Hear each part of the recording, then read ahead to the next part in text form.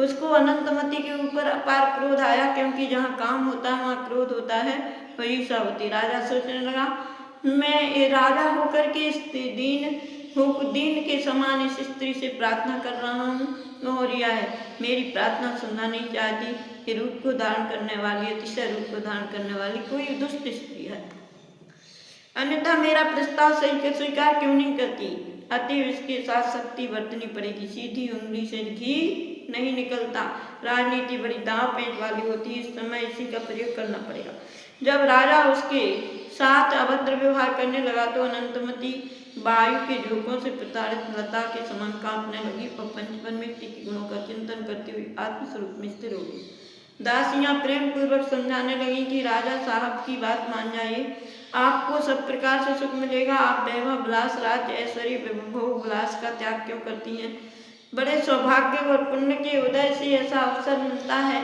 पटरानी के से बढ़कर के स्त्री पर्याय की सार्थकता क्या हो सकती है? सारी दासियां और रानियां उसको समझाने लगी। जिस पद के लिए लोग प्रयत्न करते हैं, नारियां तपस्या करती हैं, पद तुम्हें आसानी से मिल रहा है, इससे बड़ी गौरव की बात क्या थी? अनंतमति सब दासियों की बात सुनकर के अनसुनी कर देती थी और जिन्हें भगवान के चरण कमलों को अपने हृदय में द्रवान की थी और उनका दर्शन कर अनुपम लाभ ले रही थी। अपनी चेतना को खोकर अनंतमति प्रभु के चरणों में सर्वस्व अर्पण कर दिया।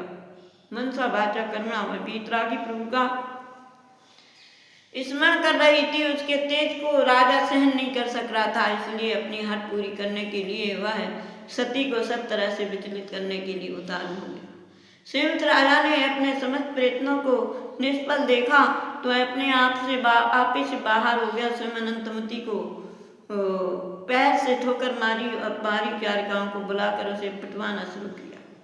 जितने नौकर चाकर आते थे सभी अनंतमति को लाठी, घूंसों और जूतों से मार दी। उसका शरीर सूझ गया, परंतु आश्चर्य की बात थी कि अनंतमति को जितना मारा पीटा जाता था वह अपने व्रत में उतनी दृढ़ होती रहती।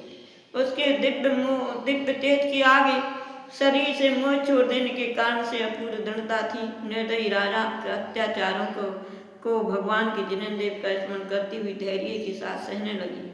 अनंतमति को अपने शरीर पर कुछ भी